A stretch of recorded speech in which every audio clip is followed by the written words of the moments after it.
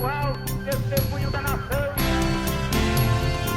soltar com todas as suas forças, e ao lado do povo, pelo progresso do Brasil.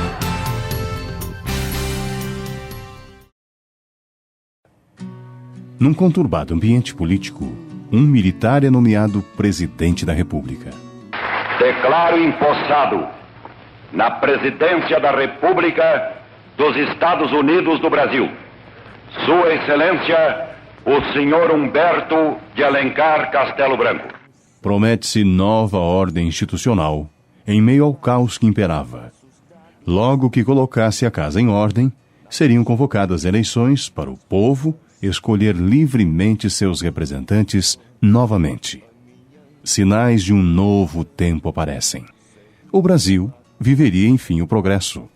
Mas essa promessa não foi cumprida.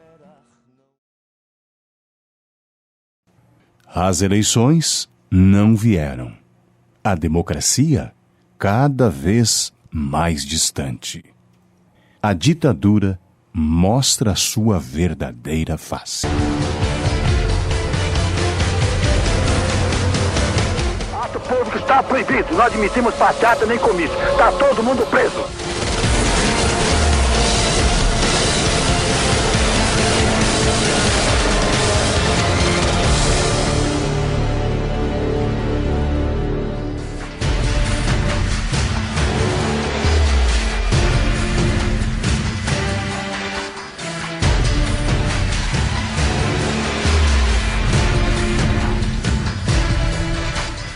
Talvez você não perceba e não entenda, mas aquele golpe ainda faz parte de nossas vidas 50 anos depois.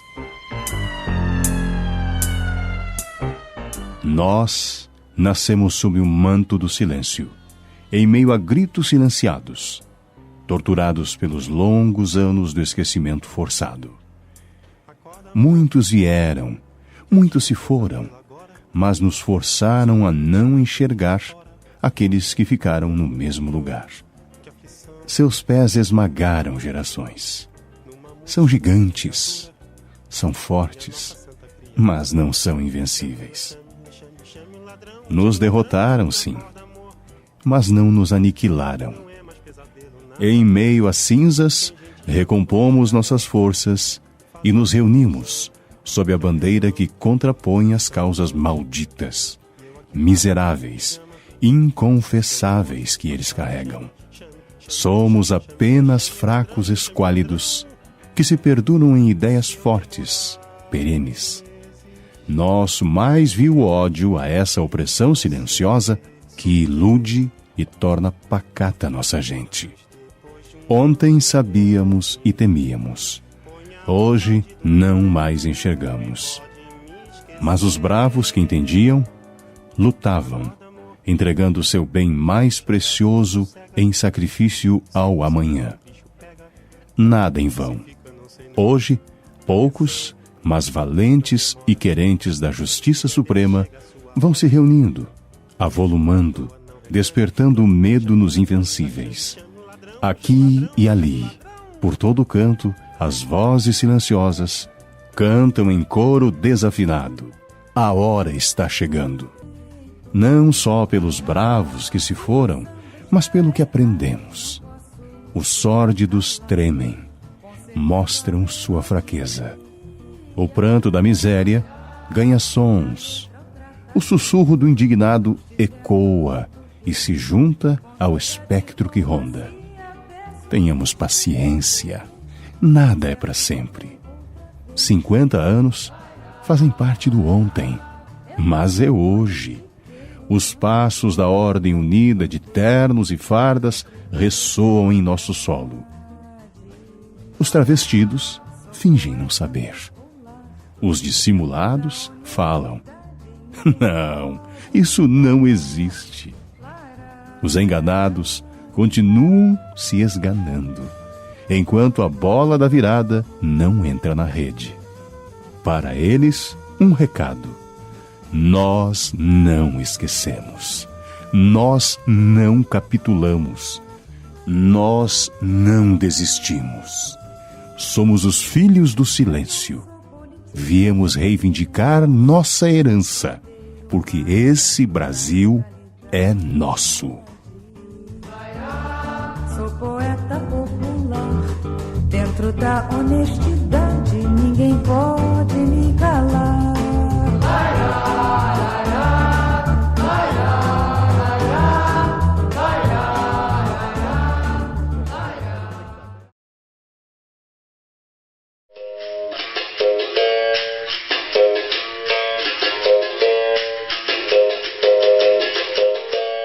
Você pode não saber, mas existiria um Brasil melhor feito para todos nós.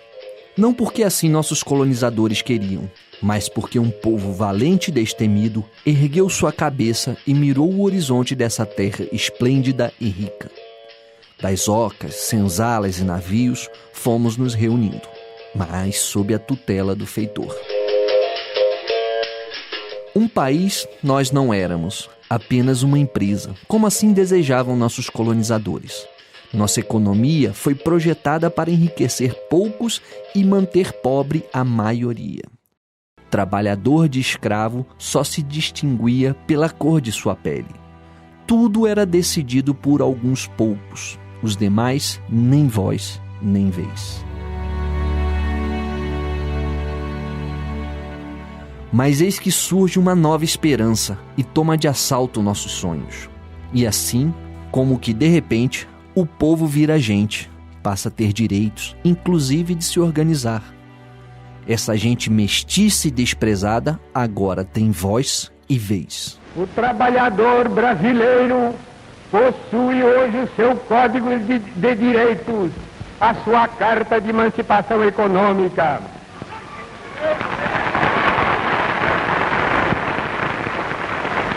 Ele sabe perfeitamente o que isso vale. Se ontem o mais perto do poder que poderiam chegar era somente para limpar as latrinas dos palácios, agora são atores da política nacional. Ganham espaço e passam a disputar, de igual para igual, o poder da nação. Mas isso tem um preço.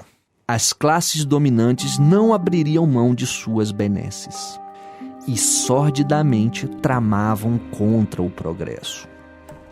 O povo sentiu o gosto de ser protagonista de seu destino e as antigas e arcaicas oligarquias, sem conseguir barrar essa força crescente, se aliam ao imperialismo estrangeiro. Os algozes, enfim, conseguem encurralar seu inimigo e cantam vitória. Mas não contavam com o inesperado.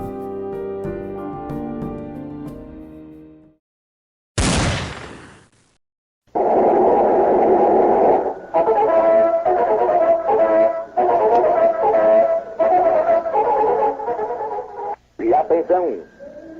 Acaba de suicidar-se em seus aposentos no Palácio do Catete o presidente Getúlio Vargas.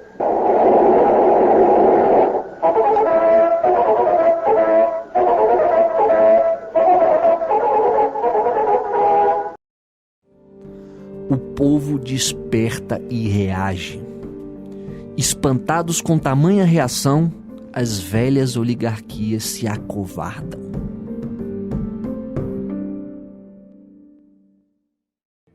Mais uma vez, as forças e os interesses contra o povo coordenaram-se e novamente se desencadeiam sobre mim.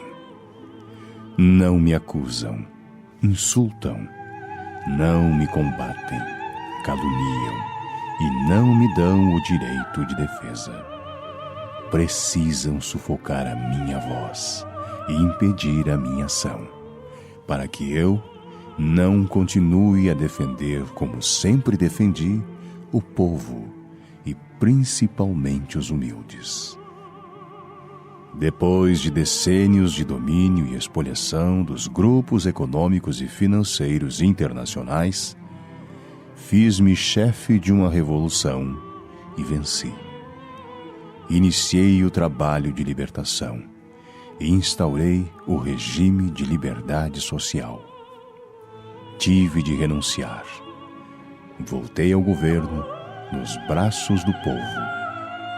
A campanha subterrânea dos grupos internacionais aliou-se à dos grupos nacionais, revoltados contra o regime de garantia do trabalho. Quis criar liberdade nacional na potencialização das nossas riquezas através da Petrobras. E mal começa esta a funcionar, a onda de agitação se avoluma. A Eletrobras foi obstaculada até o desespero. Não querem que o trabalhador seja livre. Era escravo do povo e hoje me liberto para a vida eterna. Mas esse povo de quem fui escravo não mais será escravo de ninguém. Lutei contra a espoliação do Brasil. Lutei contra a espoliação do povo. Eu vos dei a minha vida. Agora vos ofereço a minha morte. Nada receio.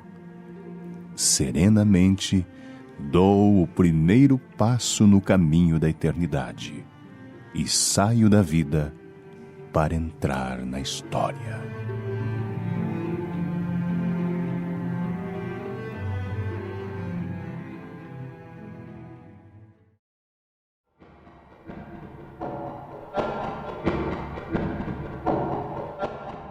Apostaram no esquecimento, mas perderam.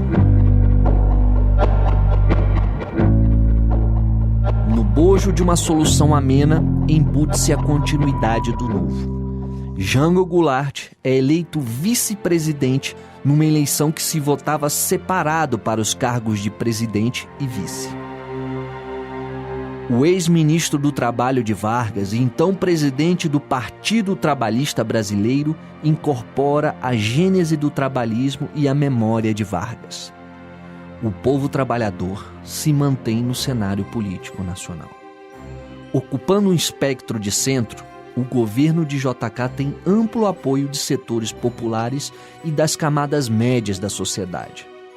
Mas sua política econômica escancara o Brasil para as multinacionais. Mas pouco confiável às oligarquias, o governo de Kubitschek também é alvo de sórdidas manobras. Novamente se levantam as vozes na imprensa acusando covardemente que seu governo estava imerso numa corrupção avassaladora.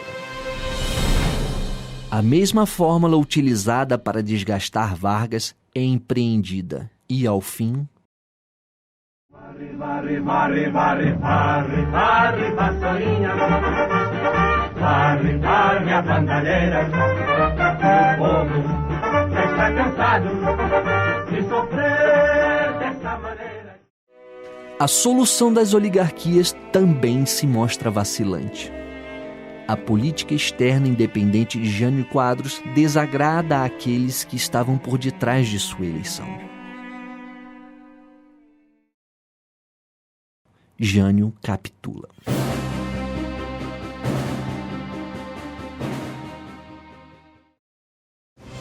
Mas o seu vice constitucional, novamente eleito em chapa independente, é impedido de tomar posse. Setores conservadores não poderiam admitir novamente um trabalhista no poder.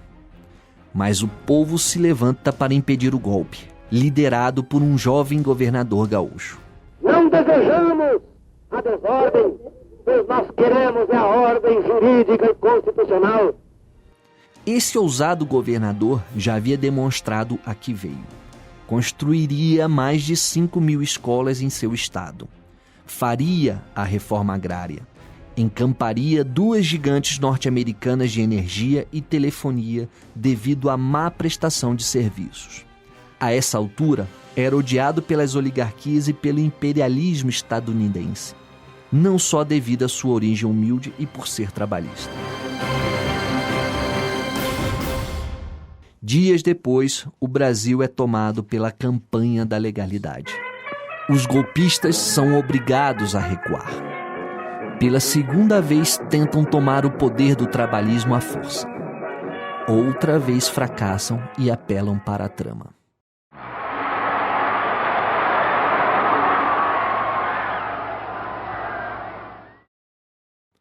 Na calada da noite, o Congresso aprova o parlamentarismo. Jango dividiria o poder com um primeiro-ministro.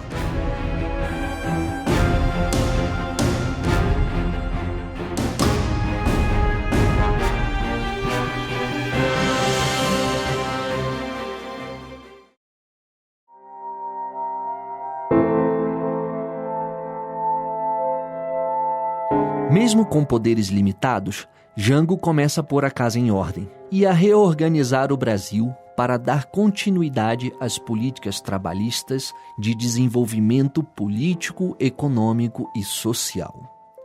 Os trabalhadores reivindicam as perdas salariais. Os patrões negam.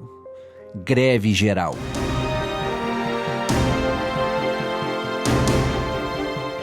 O governo apoia os trabalhadores. Sanciona a lei do 13º salário. Enquanto isso, os estudantes pediam reformas no ensino universitário. No campo, os trabalhadores rurais se organizam pedindo terra para trabalhar e os mesmos direitos dos trabalhadores urbanos.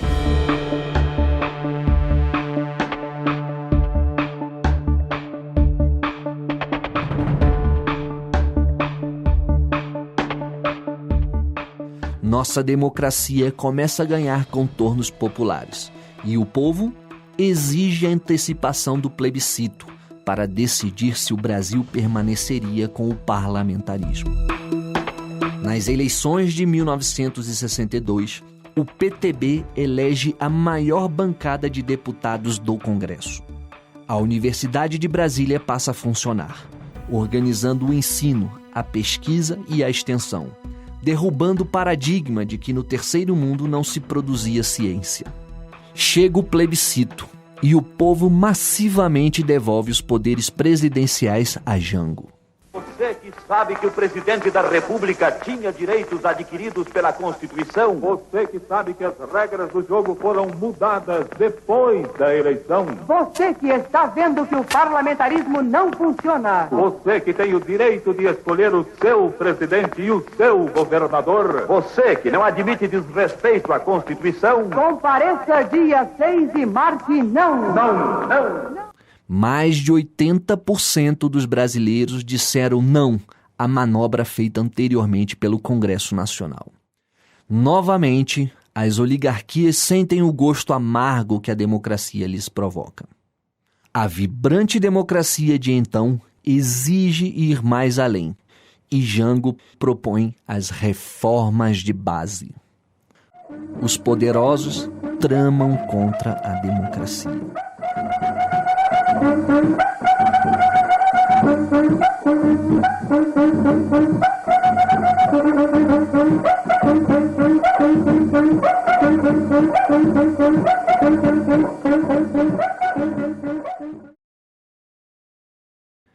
O povo reage. Trabalhadores do campo já poderão então ver concretizada, embora em parte, a sua mais sentida e justa reivindicação, aquela que dará um pedaço de terra própria para ele trabalhar, um pedaço de terra para ele cultivar. Aí então, o trabalhador e a sua família sofrida, irá trabalhar para ele, porque até aqui ele trabalha para os donos da terra que ele aluga, ou para os donos da terra que ele entrega sua produção.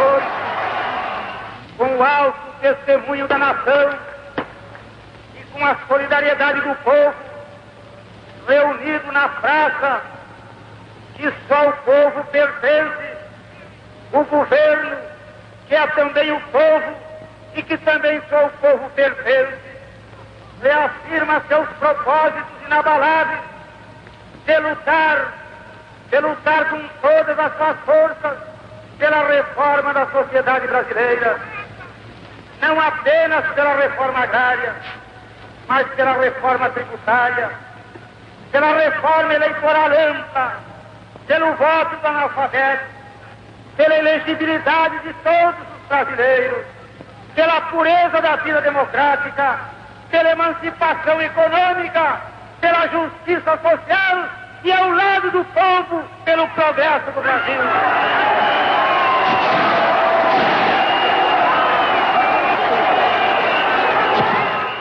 Os conspiradores, com massivo apoio dos meios de comunicação, ganham adesões. Essa articulação e mais o dinheiro vindo da CIA consegue eleger governadores de 3 estados importantes: Guanabara, antiga capital federal, São Paulo e Minas Gerais.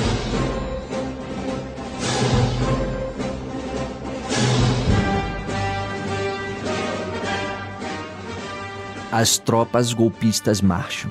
O presidente tenta, pelo diálogo, dissuadir as forças militares contrárias ao seu governo. Diante da força bruta, o diálogo é inútil. Jango busca os militares legalistas para resolver a crise. Mas Jango é traído. Em última instância, se refugia no Rio Grande do Sul, aonde havia um plano para a resistência. O então deputado federal Leonel Brizola começa a acionar o dispositivo de contragolpe. Essas unidades irão atuar e se reunir não para tomar chá ou para fazer crochê. Não. Exatamente com o propósito de defender as conquistas democráticas do nosso povo e avançar pela realização de uma democracia autêntica, pela realização imediata das reformas e pela conquista de nossa libertação. E nós iremos atuar. Agora, se pretenderem golpear as nossas liberdades, as nossas conquistas democráticas, não tenham dúvida que a luta vai sair. Mas nós, povo brasileiro, ao lado da maioria esmagadora dos nossos irmãos militares, nós iremos defender os nossos direitos. Mesmo sabendo que o presidente se encontrava no país, o Congresso Nacional, sordidamente, em mais uma manobra na calada da noite, declara a vacância da presidência. Não podemos permitir que o Brasil fique sem governo abandonado.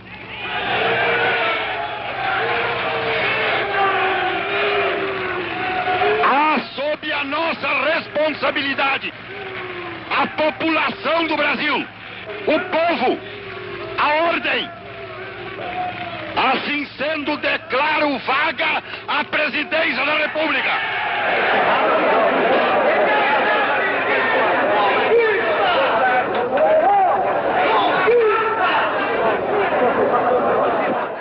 Mas Jango é informado de que contingentes militares norte-americanos estavam em nosso litoral. O que se descobre na Operação Brother Sun é que ela em conjunto era uma coisa muito maior. Quer dizer, ela de verdade incluía os 4 petroleiros. Os 4 petroleiros vinham abastecidos para garantir o suprimento de combustível da Revolução.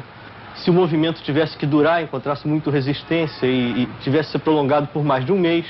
Havia 136 mil barris de gasolina comum, querosene para aviação, havia tudo isso. Também houve a movimentação de navios de guerra, que eram, se não me engano, 6 destroyers. Um porta-aviões foi mandado para a costa brasileira, navio especializado em transporte de helicópteros, 24 aviões de combate e transporte. Houve um embarque muito grande de munição, que não chegou sequer a ser trazido para o Brasil, mas foi embarcado nos Estados Unidos. Esses navios, de vários pontos do Atlântico, começam a convergir para a costa brasileira. Diante de uma iminente guerra civil que dividiria o país, Jango proclama: não desejo irmão derramando sangue de irmão. Só resta a Jango buscar o exílio no Uruguai. Os fascistas tomam o poder.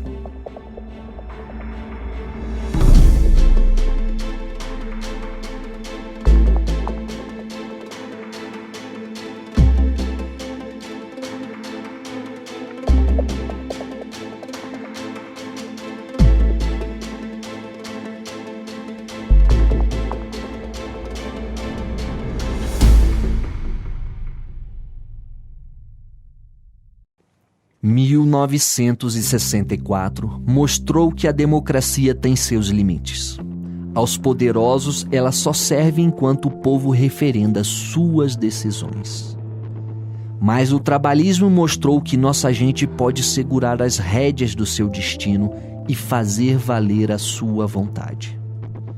A ditadura tentou esmagar e expurgar da história toda essa experiência vivida pelos trabalhadores e estudantes brasileiros.